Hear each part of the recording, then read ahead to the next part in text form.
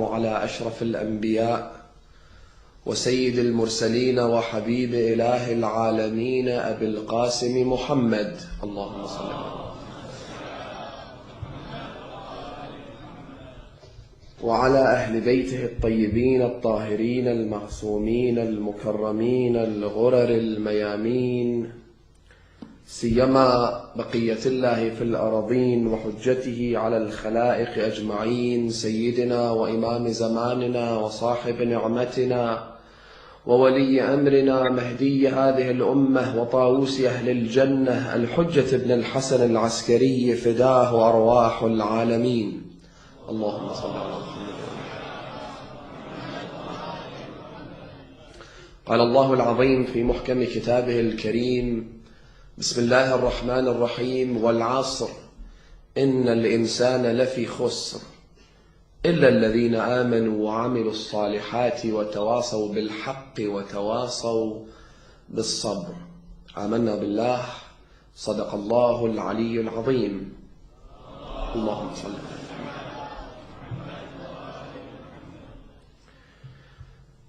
Is it possible?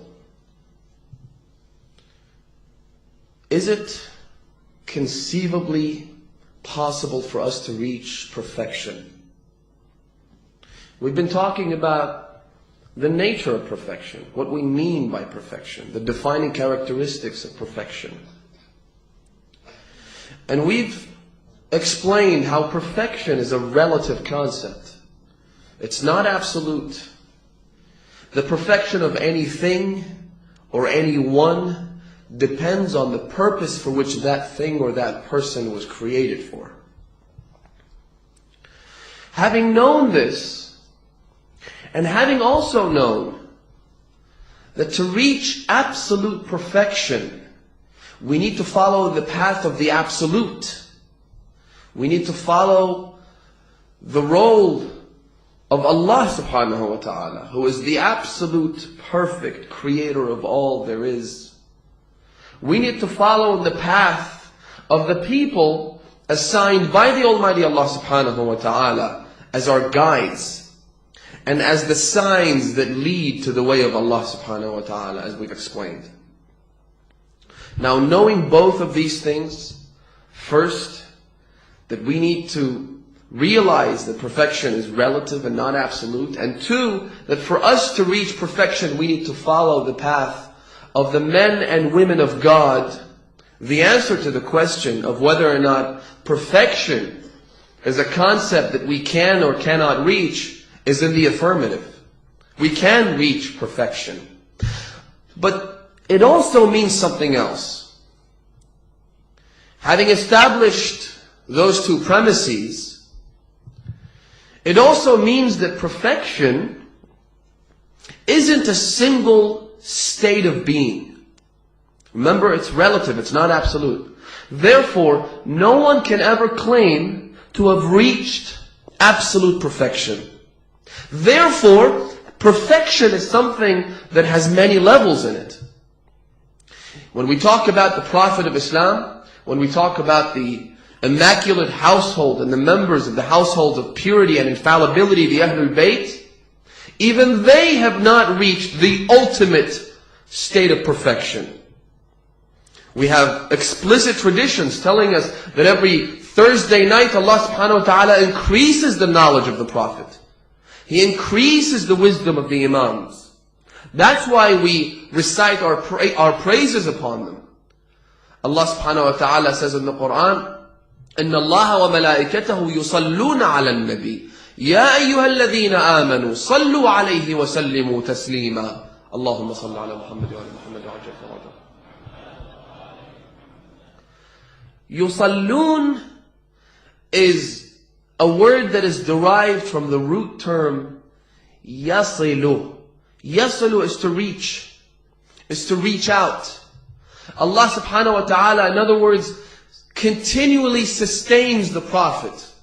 He continually prays upon the Prophet. The prayer of Allah subhanahu wa ta'ala is to sustain him, is to sustain the Ahlul Beyt with his continued knowledge, wisdom, and greater and higher levels in paradise, and higher levels in spirituality. Now, if they had reached the absolute state of perfection, there would be no higher level, would there? But their levels are always and constantly being raised, and this is an indication that there is no final frontier when it comes to perfection. There is no limit as to how high a person can elevate him or herself when it comes to knowledge, when it comes to devotion to Allah subhanahu wa ta'ala, when it comes to submission, when it comes to the acceptance of God's will, and so on and so forth. So yes, we can reach perfection, but perfection is relative, and we should always strive for more. We should always ask Allah subhanahu wa ta'ala to raise our levels even more. Now, here's a question that I'm sure has crossed the mind of many of our youths. It's New Year's Eve, right?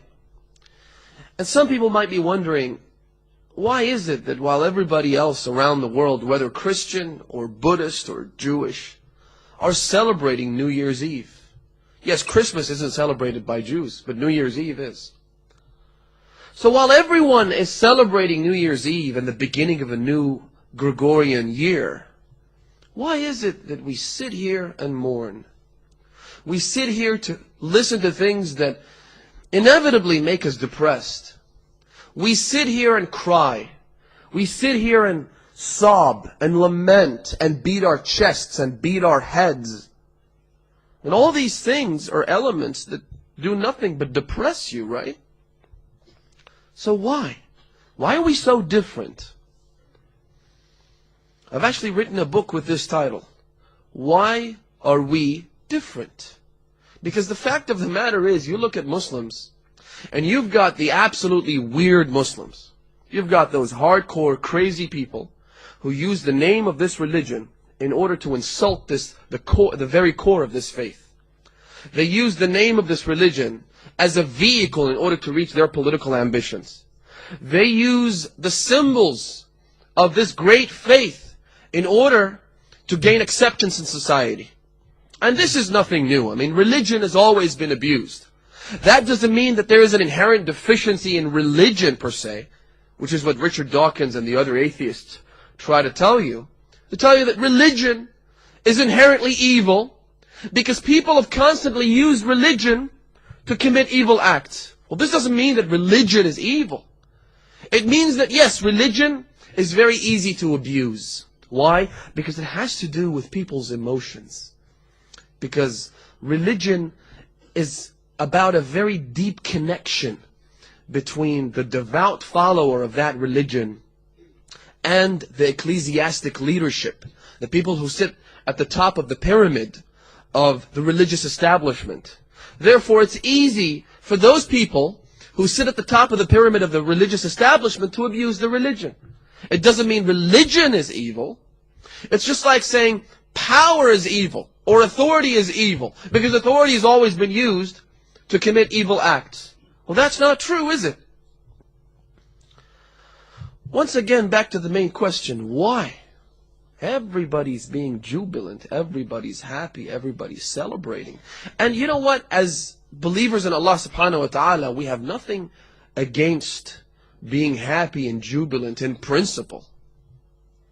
As a matter of fact, there is a hadith where Imam al-Sadiq alayhi salatu wassalam, Allahumma salli ala Muhammad wa ala Muhammad.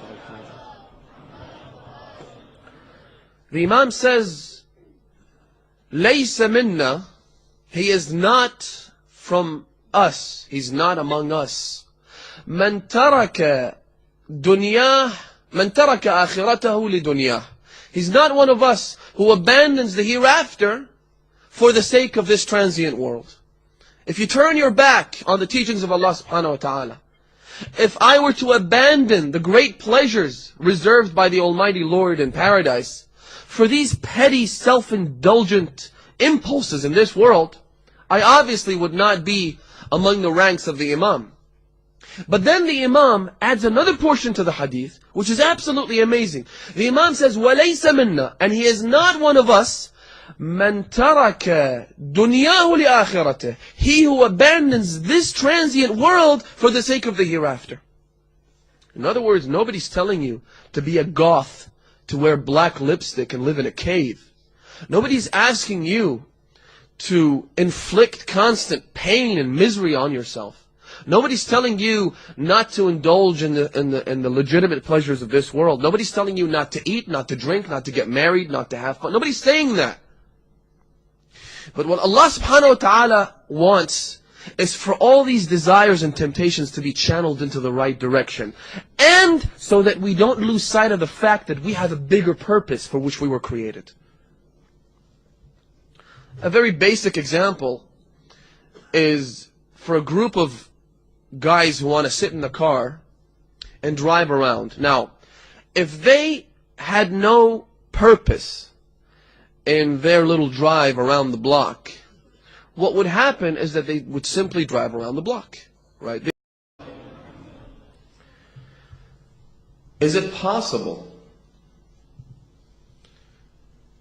Is it conceivably possible for us to reach perfection? We've been talking about the nature of perfection, what we mean by perfection, the defining characteristics of perfection. And we've explained how perfection is a relative concept. It's not absolute. The perfection of anything or anyone depends on the purpose for which that thing or that person was created for.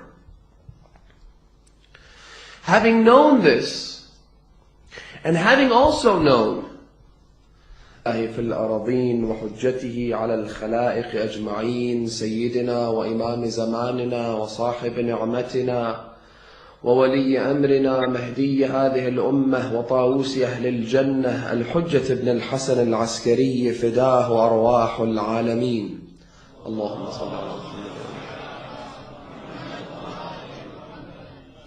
قال الله العظيم على أشرف الأنبياء وسيد المرسلين وحبيب إله العالمين أبي القاسم محمد اللهم صل على محمد وعلى أهل بيته الطيبين الطاهرين المعصومين المكرمين الغرر الميامين سيما بقية الله في محكم كتابه الكريم بسم الله الرحمن الرحيم والعصر إن الإنسان لفي خسر إلا الذين آمنوا وعملوا الصالحات وتواصوا بالحق وتواصوا بالصبر. آمنا بالله صدق الله العلي العظيم. اللهم صل